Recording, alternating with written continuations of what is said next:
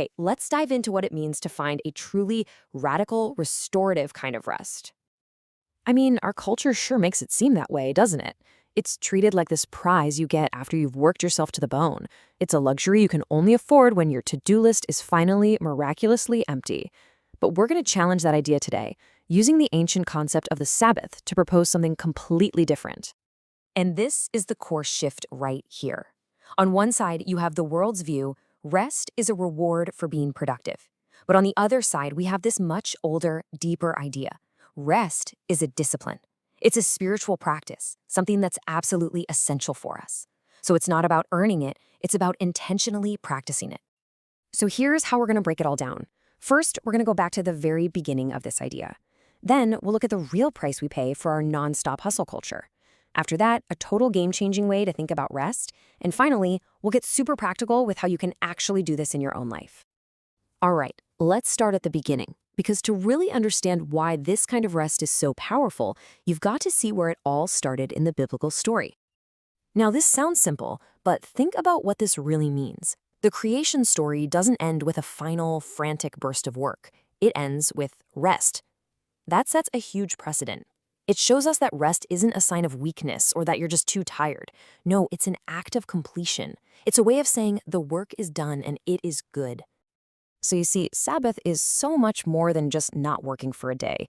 It's an active choice to stop striving, to stop trying to control everything, and to just trust that the world isn't going to fall apart without us. It's a very real way of showing our faith, of admitting that our worth isn't tied to our productivity. Okay, so what happens when we ignore all this? Well, the constant pressure to hustle, to always be on, takes a massive toll on every single part of who we are. Let's break down exactly what that cost looks like. First off, our bodies. We treat them like they're machines that should be able to run 24/7, but they just can't. They need time to repair and to recharge. And when we push past those limits, we head straight for physical burnout, exhaustion, and all the problems that come with chronic stress. Next up, it hits our soul. And by soul, let's think of our inner world. You know, our mind, our will, our emotions. The constant notifications, the pressure to perform, the endless decisions, it all leads to this deep, deep mental and emotional exhaustion that's hard to shake. And finally, it takes a toll on our spirit. When our lives are filled with constant noise and activity, there's just no quiet space left, no room to connect with our purpose, with God, with what really matters. And that can leave us feeling incredibly empty and disconnected. And here's the breakdown of the damage. For our bodies, we're talking chronic stress, getting sick all the time. For our souls, it's that nagging anxiety, being irritable with everyone, and just losing that sense of joy. And for our spirits, it's that hollow feeling, like we're just going through the motions. This isn't just being tired, you guys. This is a burnout on every level. Okay, so that's the problem. It's pretty serious. But now, let's pivot to the solution, because the life of Jesus gives us a totally different blueprint for how work and rest are supposed to fit together. Think about this. Despite having the most demanding mission in human history, the Gospels are filled with these moments where Jesus just steps away. He intentionally left the crowds and all the demands behind to go reconnect with his source of strength. And this right here, this is the absolute key to the whole thing. His rest wasn't a reaction to being burned out. It was a proactive preparation for doing powerful work. Let that sink in for a second. He rested before he was empty, not because he was empty.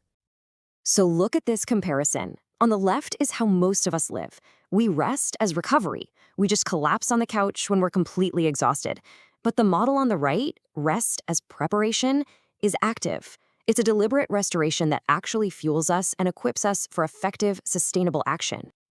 Okay, so this all sounds great in theory, right? But you're probably thinking, how on earth do I actually do this in my crazy busy life? Well, let's get really practical. Let's talk about building this rhythm of restoration into your week. We're going to look at 3 simple practices you can start right away.